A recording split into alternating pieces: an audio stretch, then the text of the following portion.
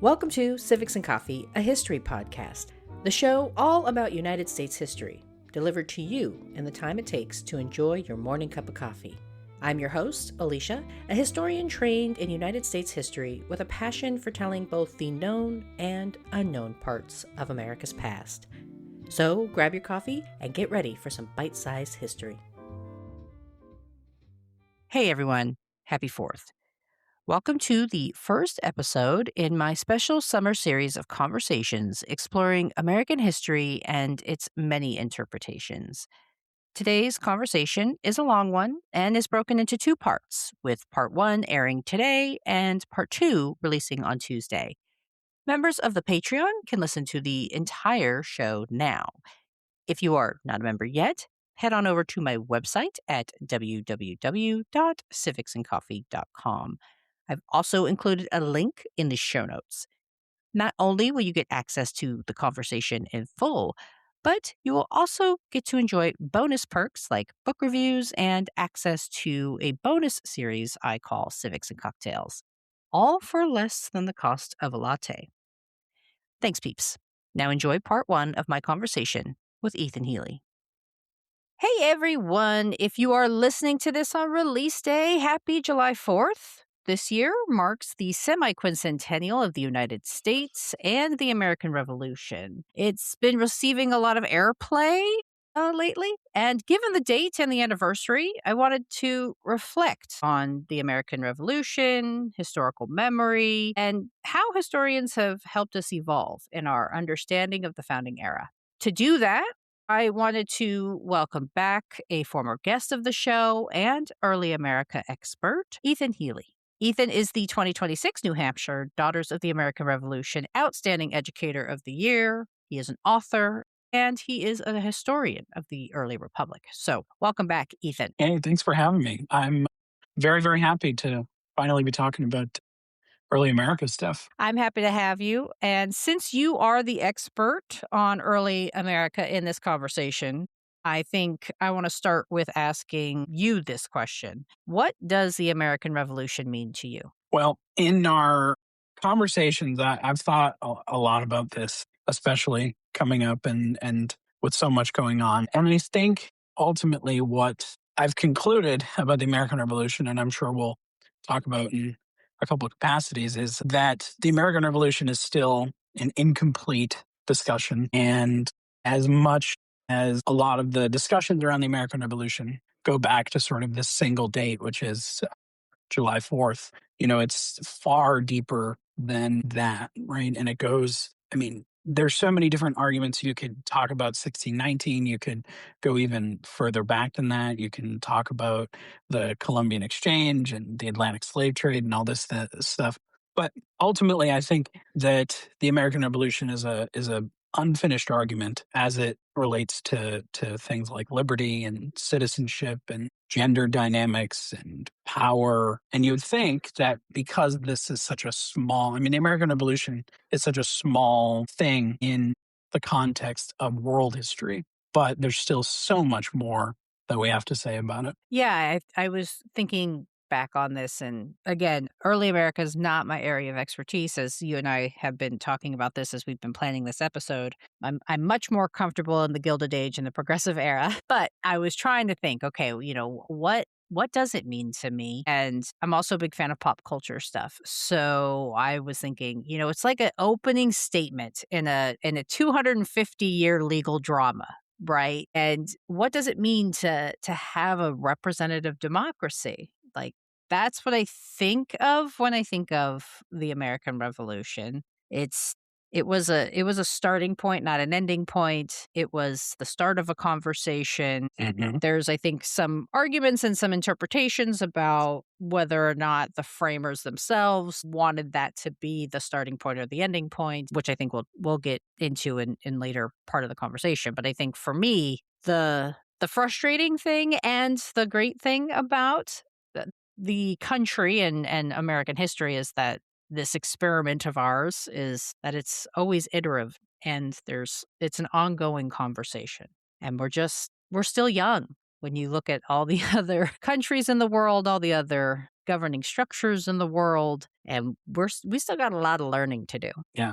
We do still have a lot of learning to do. I remember a couple of years ago when England was celebrating the anniversary of the Magna Carta, right? Mm. And like that is such a important document in world history, but also for American history. And I just think it's funny some of the things that we celebrate. That's an 800-year-old document, and we have a 250-year-old document, which is incredibly important and meaningful just in a lot of different ways. So I mean, you're absolutely right. We are still very, very young. Well, and kind of talking about still learning about it, what are some historians that have influenced the way that you kind of think about the American Revolution? Well, honestly, this was probably the hardest question for me in going back to preparing for this because, as you and I both know, we could read, or list off historians who mean so much to us, and you and I have talked a lot about how like historians are celebrities to us, and if you weren't part of that world, you really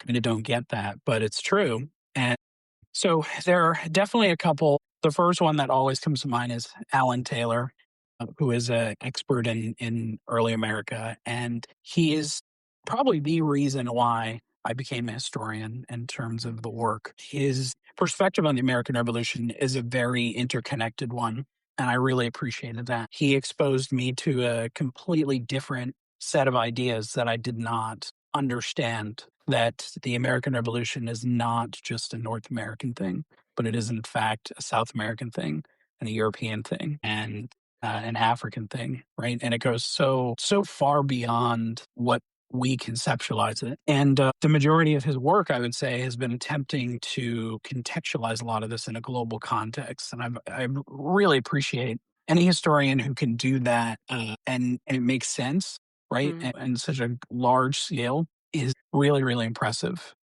to me. So he's somebody who I admire thoroughly. I've had the pleasure of meeting him twice and have my stuff, some books signed by him. So that is my, for me, that's my ultimate historian celebrity. So he's one that comes to mind. This question was hard for me to think of and respond to for a whole host of different reasons, and that was because I am not an expert of early America, and I was even trying to think back to, like, my undergraduate days, right? I was thinking, okay, well, what courses when I was in undergrad did I take about early America? And it was really just kind of the foundational survey courses.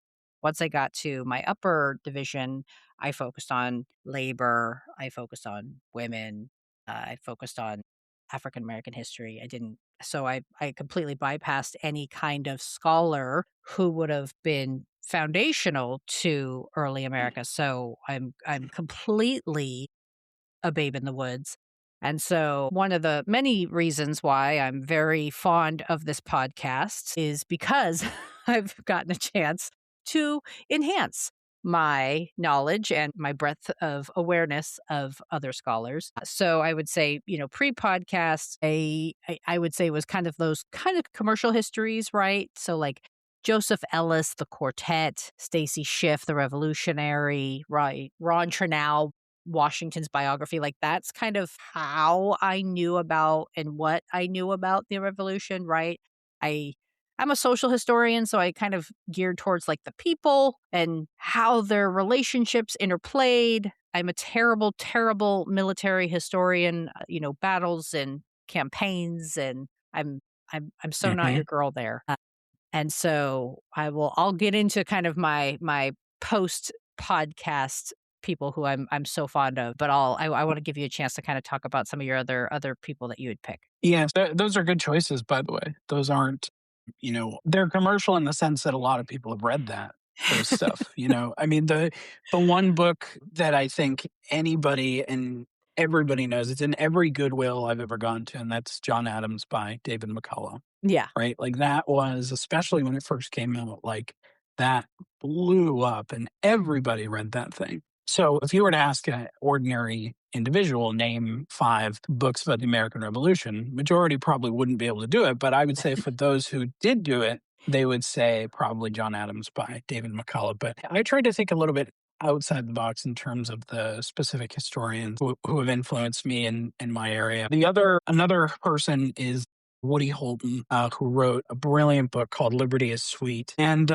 he is a really interesting individual because he is a historian who views the people at the center of the story, right? Mhm. So Alan Taylor is an individual who brings the global context along with the people, but Woody Holden is all about the people from the ground up.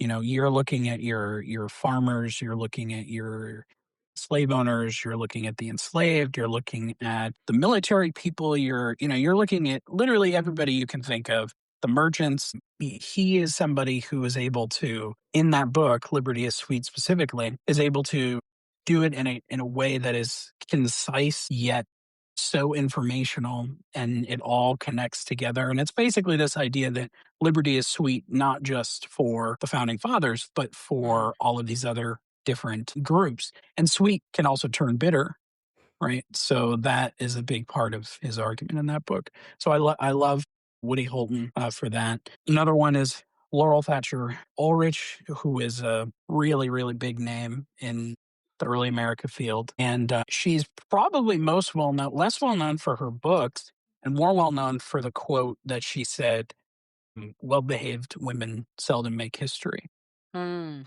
She came up with that quote, and that book, A Midwife's Tale, that she wrote, which won the Pulitzer, I believe, she put women at the center of it, and she was one of really the first major historians to do that, to put women at the center of the American Revolution.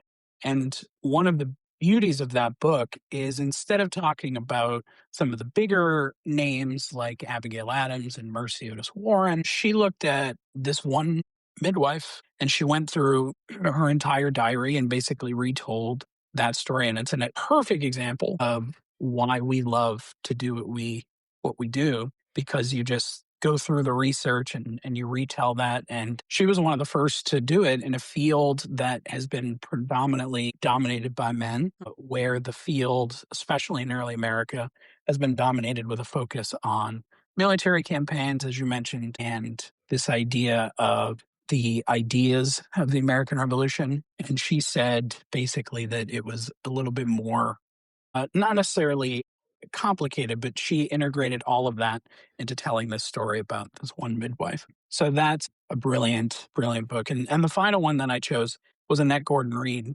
who is another name, I feel like, in modern times, who you can't understand the revolution without reading or listening to her stuff. And she is, of course, she wrote the book, The Hemmingses of Monticello, and she's also one that pretty much confirmed that Thomas Jefferson had a child with his slave.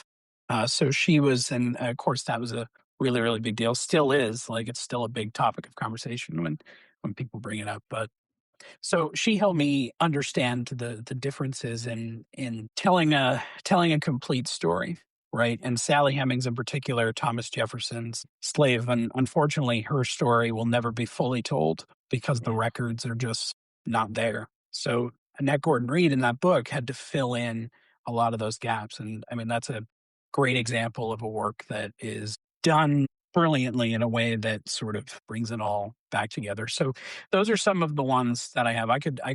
This whole podcast could be just about the historians who have influenced me, but those are the ones I'll give you for now. Yeah. Well, Annette Gordon Reed was just the outgoing president of OAH. So she was at the conference in Philadelphia earlier this year. And she is a physically small woman, but her presence, obviously, I was expecting, I think, because of who she is and what she's contributed to the historical field. I was expecting, a woman that is probably 12 feet tall, right? And every time she walked into a room, I was very nervous. She was Yeah, very kind, very, very kind, but even I knew she was behind me as a guest to a panel, and I think I wrote a Substack about this, and I went to ask a question, and just knowing that she was there, I flubbed my question because I'm like, "Oh my god, Annette Gordon Reed is in the same room as me. Oh my god." I know, and So that's how influential she is to the field. And I mean, yeah, she's really, really great. I have not had the pleasure of being near her, but one day. Yes, quite a lovely woman, but I just was like, "I'm not worthy. Oh my god, I'm breathing the same air as Annette Gordon Reed." But Is that how you felt meeting John Meacham? oh god.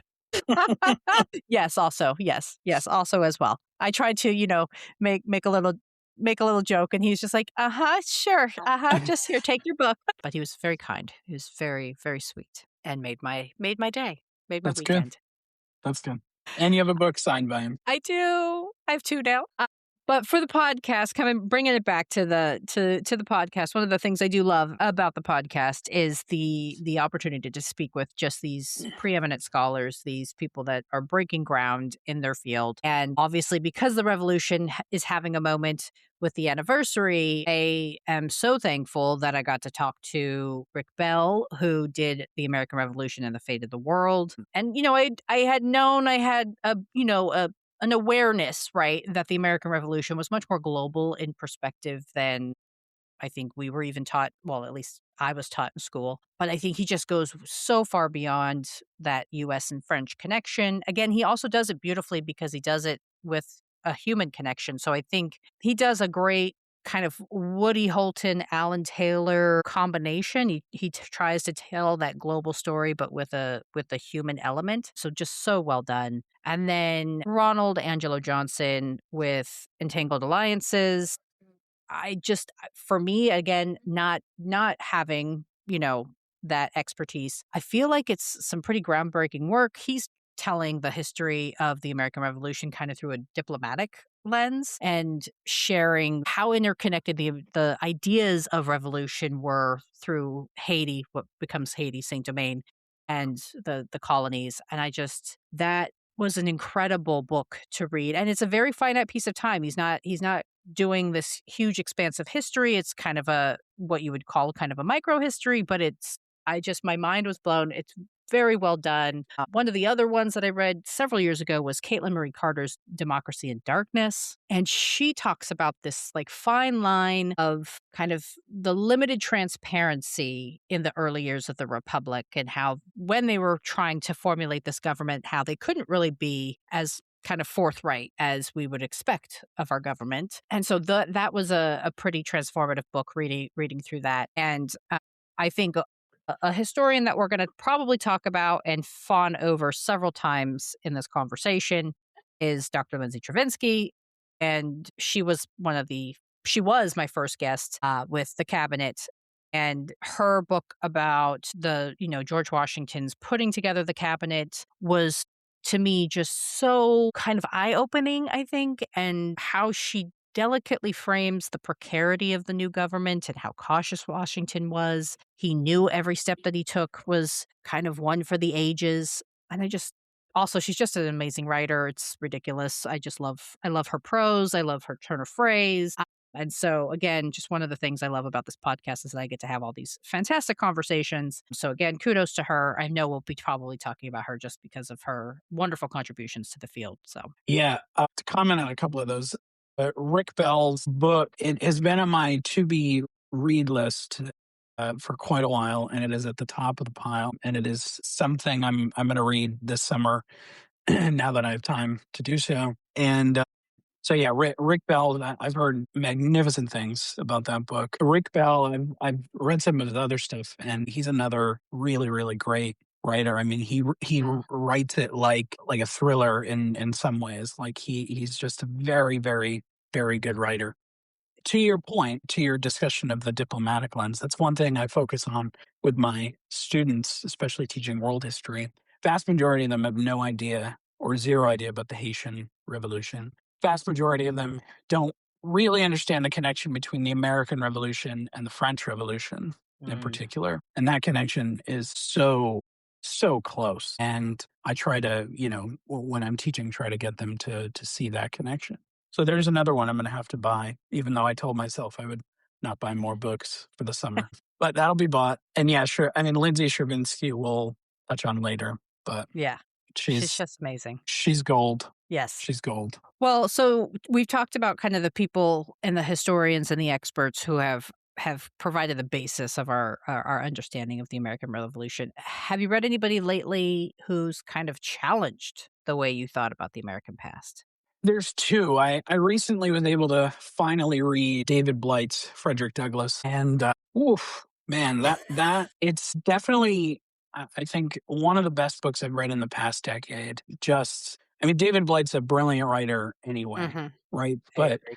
this story that he told needed to be told, and I know this is used, like, so casually, but I really do think, like, every American needs to read that book, that Mhm. biography, and it didn't challenge me in a way that I disagreed with him by any means, but he it challenged me in a way that I started really thinking differently about Frederick Douglass's role in America, and he sort of after I read that biography, I think he sort of came up on my, like, he's probably in the top 10, favorite historical figures now just because of his role, his influence, his impact, his understanding on the world, and his speeches, his some of his speeches are some of the best things that have ever been written in Yes. American history and world history. So that book was a whirlwind.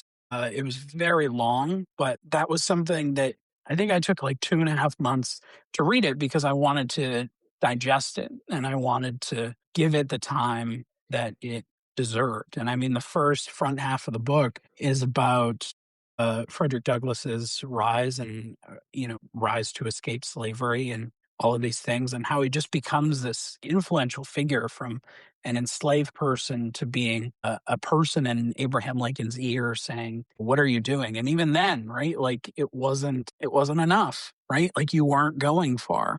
Yeah. And I think that's something that's challenges. Of course, Abraham Lincoln is sort of the epitome of American history, right? The center aside from George Washington. And to hear Douglas's side of that relationship is so fascinating. So that's certainly one for me is Frederick Douglass's. Again, not challenging in a way of I disagreed, but challenging in a way of just blew me away. I have to agree with everything you said about Blight's take on Douglas. I read it a couple of years ago in partial preparation for some episodes I wanted to do about Douglas. And again, Douglas is a guy that you think you know, right? He's one of the like 10 people that Black Americans that were taught in school. And Yep. so I picked it up because I knew about David Blight. I knew he was kind of a preeminent historian, and I thought, well, if David Blight took the time to write 700 pages about Frederick Douglass, I think he has something to say. So let me go ahead and take a look at this. And 300 And pages of footnotes or endnotes. exactly, exactly. Yeah. So I was like, let me see. Am I gonna regret this? Is this gonna be a very dry academic text? But Mhm. no, the Frederick Douglass that jumps from those pages is a man who is nuanced, who is complex, who is so much deeper and so much more of a powerful figure than I ever thought possible. And that is, obviously that's a credit to who Douglas was as a man, but I do want to give Blight the credit of you pulled that from the archives. You pulled that from his speeches. You made him so much more than just this two-dimensional character. So yeah, I agree with you. It's a powerful, powerful book. It is definitely if we're making, Ethan and Alicia's top 25 books that every American must read, I agree with you. That is definitely one that they have to read. Yes. Yes. And it really is like again one of the best books I've read in a decade. Just no history work is ever flawless, but I mean Right. that's pretty damn close. Yeah, I agree. Well, for me, I've been struggling with how do we commemorate, how do we acknowledge, what do we how did we get here?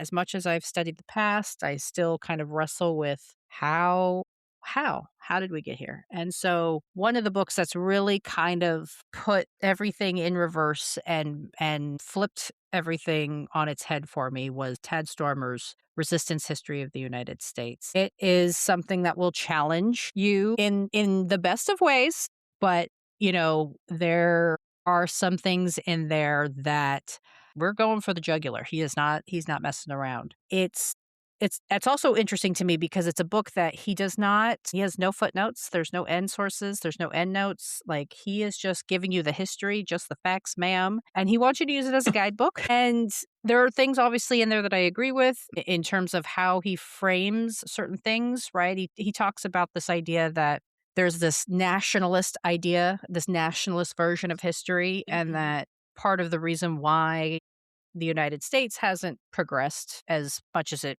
can, and I would argue should have, is because we get stuck with this nationalist idea of our history, right? That the American Revolution was predetermined, and every historian worth their salt would tell you nothing about the American Revolution was predetermined. I think it's something that we're going to talk about later. Nothing about it was preordained. Nothing about it was, kind of a sure thing.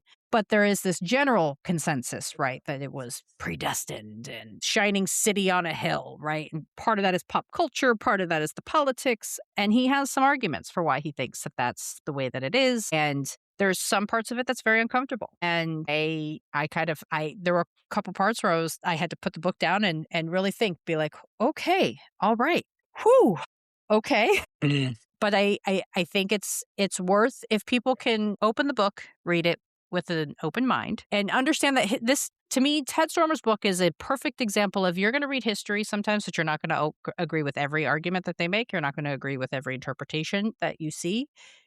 That book is perfect example of that. But it's good history because it makes you think, because it makes you want to dive into the argument, because it makes you want to evaluate the source and why does he come to this argument and where's the context there. And so I just think it's a fascinating take. And he stops at Reconstruction and he makes a very good ending argument, but I don't want to spoil it because I want people to read it. So I'm gonna just leave it there. I'm just gonna dangle it. Interesting. You're kind of advertising it that way. Now you all got to go read it. Yes. I have not read Stormer's book, so I cannot comment on the any part of that book. But does he give an explanation at all as to why he doesn't use footnotes or endnotes, or there's no index either? Really? He does not explain. Now, to be fair, I did get an advanced reader's copy, so it's entirely possible that maybe the actual, the one that goes to press will have endnotes. But typically, even when I get an advanced reader's copy, they they have the bibliography. So he has explained in the introduction to the book that it's like a field guide. He wants people to take it, rip it up, highlight it, use what they want and throw away the rest. So I wonder if that's kind of part of the ethos of the book. But yeah, it's a very different approach to writing history, which I found completely fascinating. That's interesting. That reminds me of Howard Zinn's A People's History in the United States in the same way of presenting a history through that lens as sort of a guide, but Hmm. not providing footnotes or I mean, Howard Zinn is criticized for a lot of different things, but from an academic and historical perspective, that's probably his main criticism is that there's no source to Hmm. go back to. And you and I both know that sources are not everything, but they're, a good chunk and I love going through the index and the footnotes, and I'm such a sucker for that. Yeah. Yeah. But my other one, which is kind of along the same line a little bit, is a book that is not written by a historian, but instead written by a philosophy professor named Jason Stanley, which is a book called Erasing History. And the subtitle of that book is How Fascists Rewrite the Past to Control the Future. And I think this book came at a very unique moment in our history where it seems like a lot of our past and American past is being seen through the lens of perhaps a nationalist take, seen through the lens of even people going as far as saying that we are living in a fascist state. And I'm certainly not here to correct or undermine any of that. But I think Jason Stanley makes a pretty strong argument Mm. for specifically how fascists and not just looking at fascists in things like Nazi Germany, which is a main sort of the main conversation. But he also looks at other fascist countries and sort of says how it's sort of fascists are very, very, it's a slow burn for them, right? And Mm. they do things in a way that it's one thing here, one thing there, one thing there, right? It's not all at once.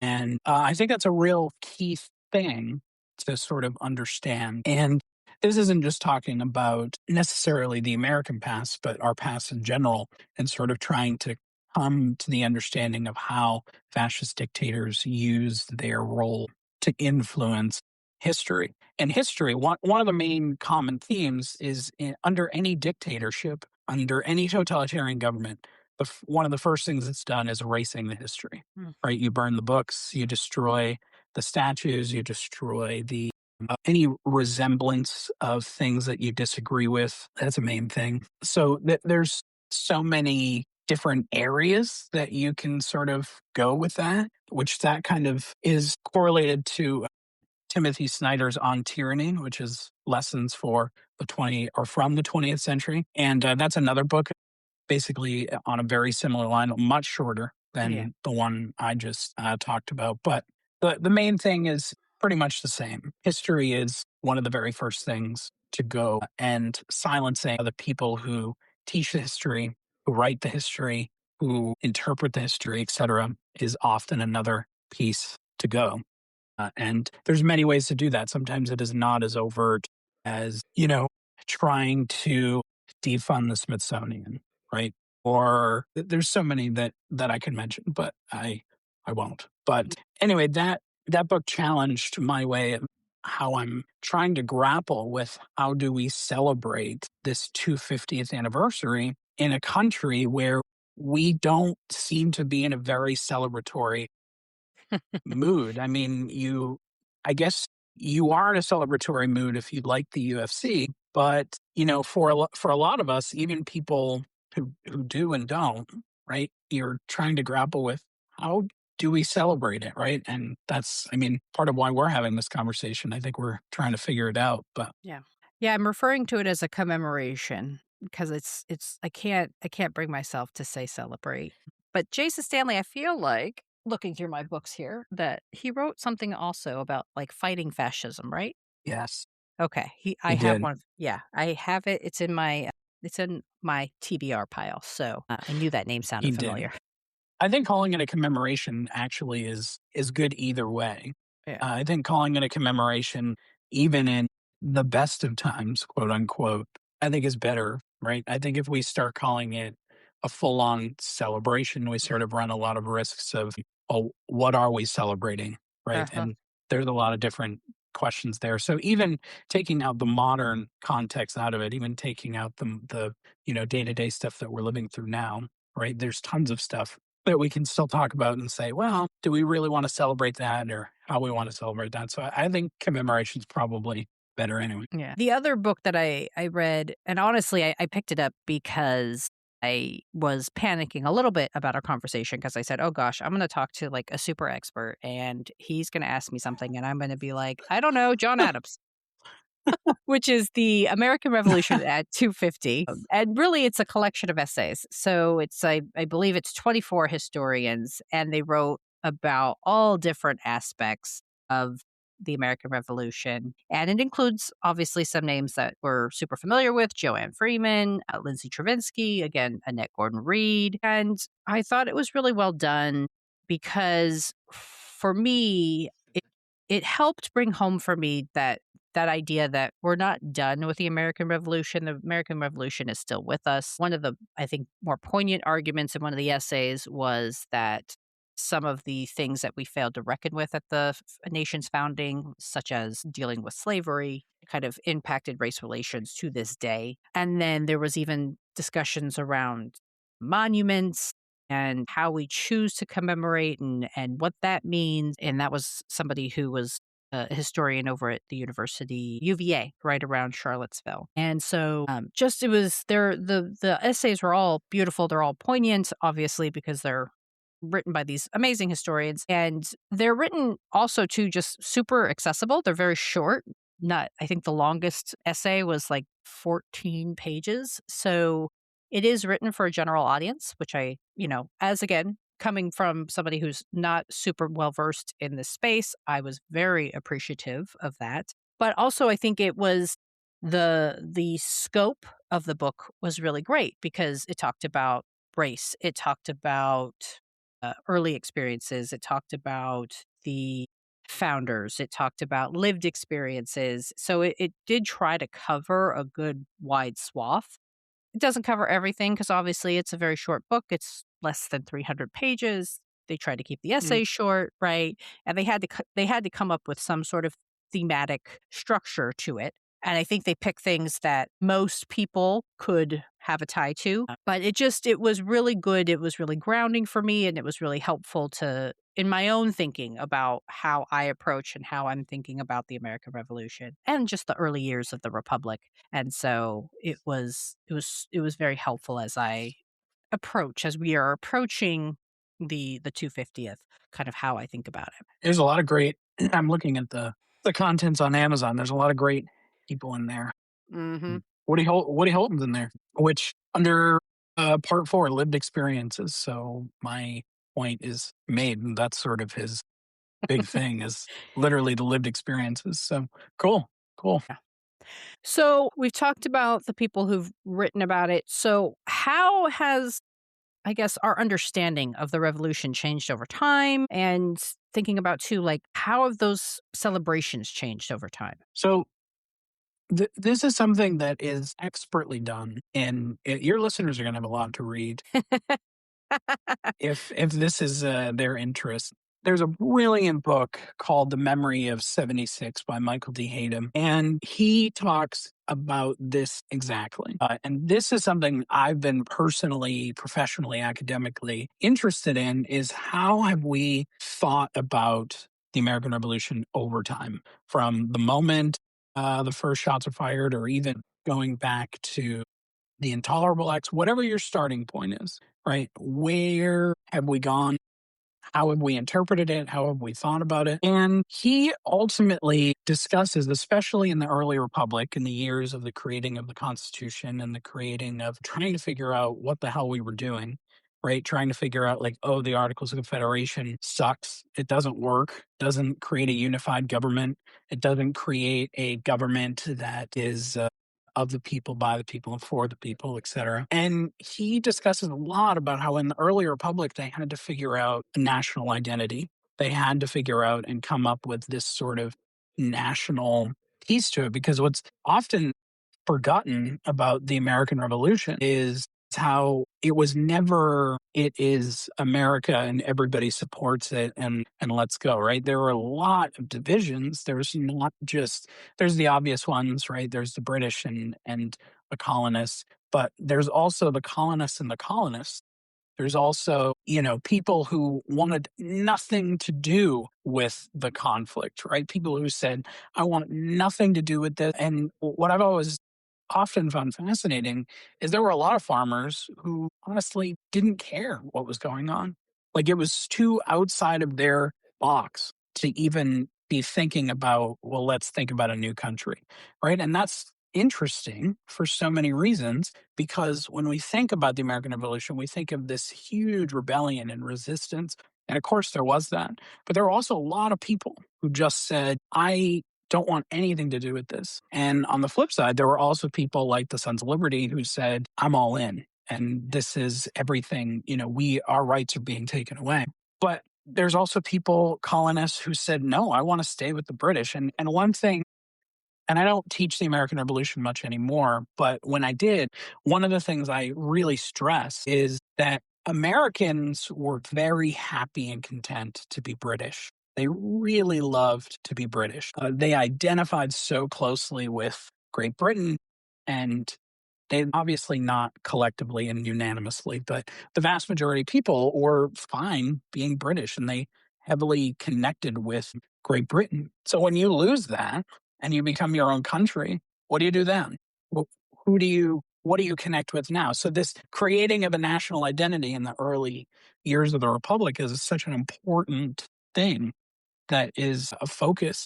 So he talks a lot about in that book, to my point, Hedem talks a lot about that in his book, The Memory of '76. That's sort of the first half of the book. But then he also goes into sort of some of the more modern context. And sort of one of the things he touches on is the lost cause, which I know is probably something you could talk about a lot as well as that's right up your alley is one of the main areas one of the prime sort of lost cause movements, right, occurs right at the impetus of the Gilded Age. So, but this sort of lost cause myth and trying to identify yourselves, each side is trying to identify themselves with the founding fathers, and how are you going to justify one way or another that George Washington also believed in this, but he also believed in this? And there's probably not a more complicated founding father than Thomas Jefferson, because Thomas Jefferson can be used in so many different ways. And he can be used to promote the idea that he liked having slaves, right? And absolutely profited off from that. But then there's also so many other evidence and pieces where he contradicts himself 20 billion times. And I know there would be people who disagreed with that. But to my point, this lost cause agenda, so to speak, and this lost cause discussion of how they celebrate the 250th with looking at the same people, but interpreting them very, very differently. And I've always found that incredibly fascinating. And there's so many different other areas and other examples, but that book is the perfect evidence to me of how we go about commemorating the memory of 76 and to show that it's always been contentious.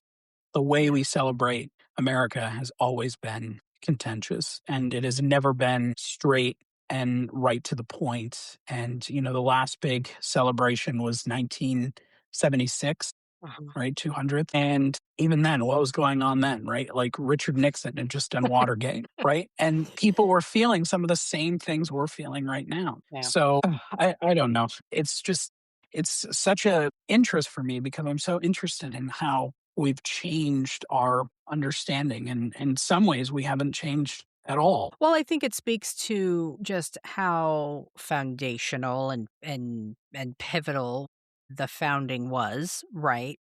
That 250 years we're still thinking about how do we commemorate, how do we think about, how do we place it in the overall context, the historiography of everything else that we write about, right? That politically it's politically foundational. It created everything that we know, right? And to your point about 1976, Mark Stein just published Bicentennial, which is kind of it was a history, I believe, of how the nation last celebrated the last time we were or memorialized or commemorated or otherwise acknowledged the American Mhm. Revolution. I'm interested to now. It's another book that I have on my to be read list. Yep. It only grows. It never Yeah, shrinks. yeah, no, never. Yeah, I know. My husband has said we probably should get somebody out here to figure out how to build like a more substantial bookcase because you keep buying all these random bookcases and then they get filled up pretty quickly. I know, I know. Mine always says, "Where do they like? Where are we gonna put all of these?" Well, we'll find a place.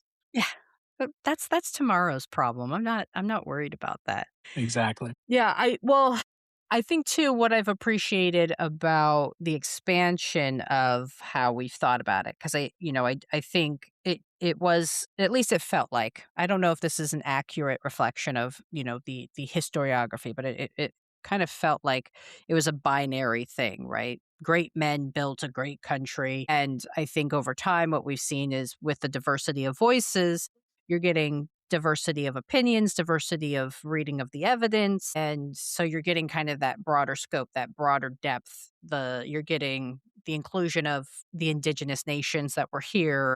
I think we're gonna talk about Ken Burns here in a minute because you can't talk about public history or history without talking at least once about Ken Burns. But That's even in right. his most recent, 12-hour documentary, he includes the indigenous nations and how they had agency and how they were, negotiating. And I think for a very long time, that wasn't how they were portrayed. And so it's good to see that now that there's a more diverse, inclusionary aspect of how we think about, how we talk about, how we study the revolution. Yeah, and you can tell me whether it's true in your field, but I feel like in a lot of ways it's true all across the board about America's history in general, not just about the American Revolution, but encouraging and including a lot of diverse perspectives is becoming, especially in the last, 40 years or so, like more important, more central to the story. And I think that's important. Of course, there are positives and negatives to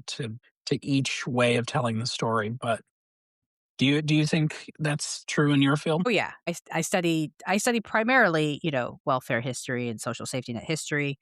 Had its origins right with mothers' pensions right after Civil War. Then it kind of dovetails into indigent aid and outdoor relief. And then you've got the Social Security Act of 1935, and off we go to the races. And, you do get those early histories, but those early histories were more like institutional based. But then with second wave feminism and more women historians, Robin Muncie, Alice Kessler Harris, Eileen Boris, Linda Gordon. They're all these women that are focused in on how did these policies get started? Why, what was this idea of a deserving mother versus not deserving mother? And then just 10 years past them, you get this another line of inquiry, right? Where you get Annalise Orlick and Pramila Nadasen who are looking at welfare rights activism. And so, yeah, no, definitely. I see it always constantly evolving.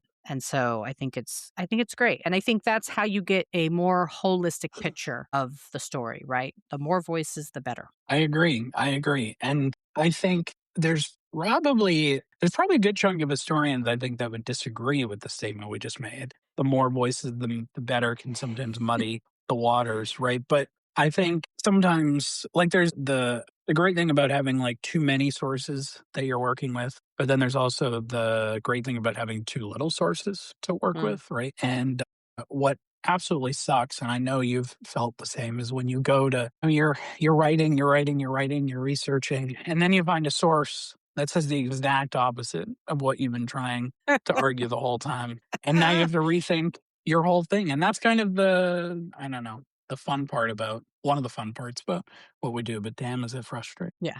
After you're done crying. Well, at least after I'm done crying. Yep. Yep.